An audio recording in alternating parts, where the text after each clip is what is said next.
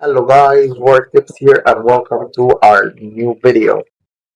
So today I'm going to give you guys like a full kit breakdown of IVAR, his awakenings, how to build him.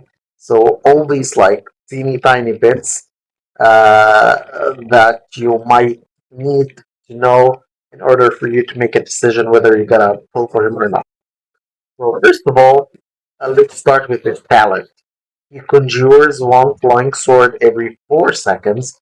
There can be at most 12 flying swords at the same time. Every extra allied marksman on the field increases the conjuring speed of his flying swords. When there are 4 extra marksmen on the field, the conjuring speed maxes out and reaching one flying sword every 2 seconds. So this reads like he pops out his sword every 4 seconds. There can be a total of 12. Every marksman, that's really interesting. Every marksman, not every piercer. So you can bring like Maul, you can bring Hatsuit. They will increase the speed of his conjuring, reaching one every 2 seconds. So every one marksman increases the speed by half a second. So max speed is like every 2 seconds. Okay, that's really, really good actually. Really, really good. That he that is it's every marksman, not every piercer. Very good. Okay. His physical attack basic attack yields okay 2 times. That's actually really good. Why? Because of the sticks lord guy. This is going to be insane for the stick boss. He does damage twice, so in the sticks boss it's going to be counted as two, which is insane. If you build him with very high attack speed, he's going to be very good in Lord of the Sticks. I cannot imagine like how good he is with the Rage Regen in the Lord of the Sticks. If you bring in Elwyn or Leia with the insane Rage Regen that the boss provides, he's going to be nuts. This is going to be nuts in the Sticks Lord. So for his ult, he is a very low cost ult, by the way, 500. This is like the lowest cost ult in the entire game. I've checked every hero. This is the lowest costing ult of like the legendary and good epic heroes. Like, yeah, don't bring me some epic, some rare or uncommon. He consumes all flying swords and activate flying sword formation to continuously deal 25% damage to enemies with the lowest HP range. Okay, 25% is a bit low, but the frequency increases with the number of flying swords, reaching up to 60 strikes with 12 flying swords. So if you conjure all 12 swords, you're gonna hit 60 strikes dealing 25%, which can go up to like 6, 10, 15. So it can go up to 40% times 60. It's almost 2500, 2400 damage percent. That's nuts. So that reads as single target nukes. So he nukes one boss, then moves to the next one. Single target nuker. Nice. Uh, his passive, upon casting the ultimate, reduces the attack interval by 20%, and each attack deals 50%, 55% damage 3 times. This effect lasts 10 seconds if an ultimate consumes 12 flying swords. This is extended by 5. So it reads very good if you conjure and consume these 12 flying swords. Going to be like 15%, and with his very low cost ult, he's going to be constantly escalating between the ult state and the Fictitious Pursuit passive, where he does extra damage and extra time. So this is 3 times. This is even better in the Lord of the Sticks. and the attack interval is going to be reduced by 20%, which is very good because marksmen are all about speed, right? So if you can manage his force very good, it's going to be really insane. So his other passive, after an allied marksman casts their ultimate, he gains one flying sword, and the following three basic attacks ignore 15% damage. Okay, so he depends on other marksmen's dealing, uh, casting their ultimates.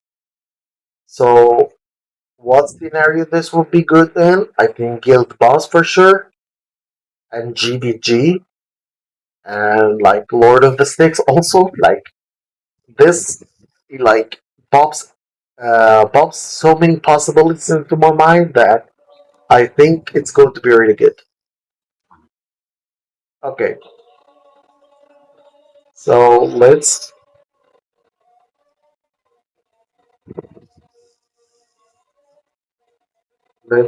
continue, guys.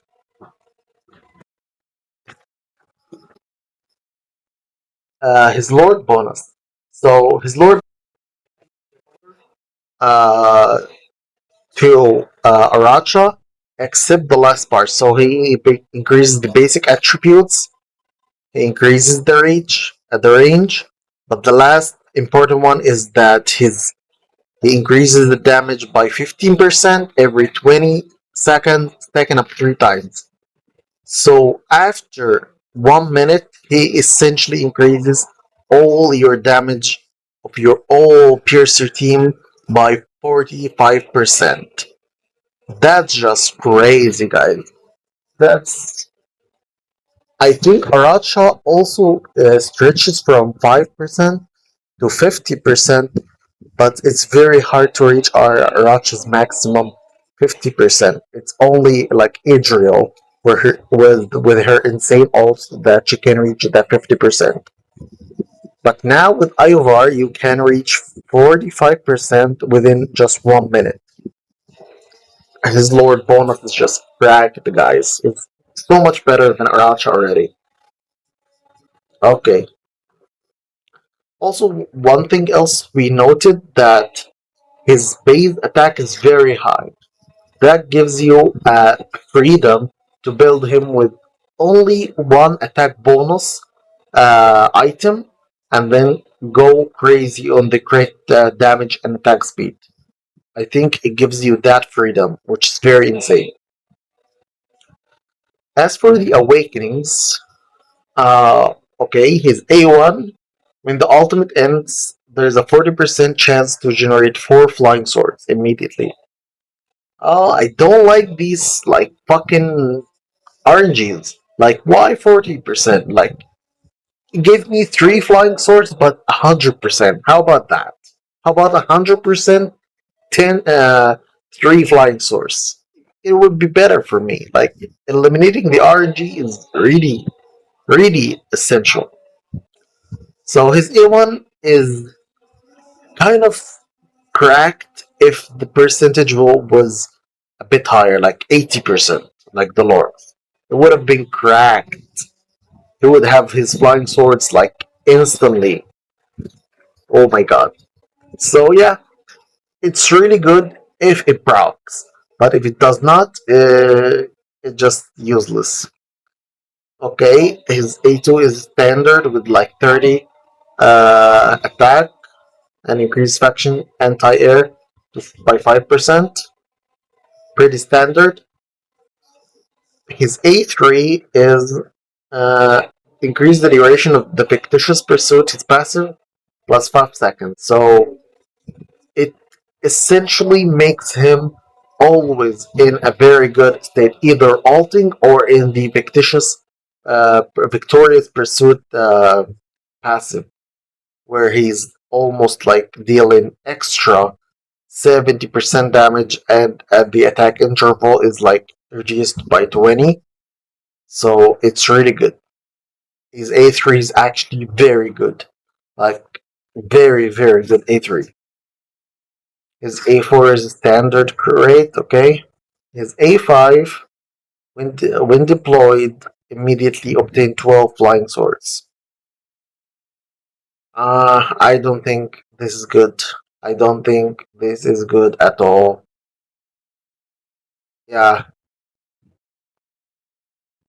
well, if you think about it, in so many content, you do not need him to ult like instantly.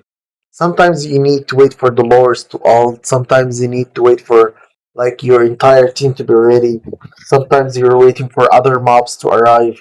You don't need this immediately. Obtain 12 flying swords. Yeah, it is really bad. A5 is not that good actually. Yeah, not that good. So overall,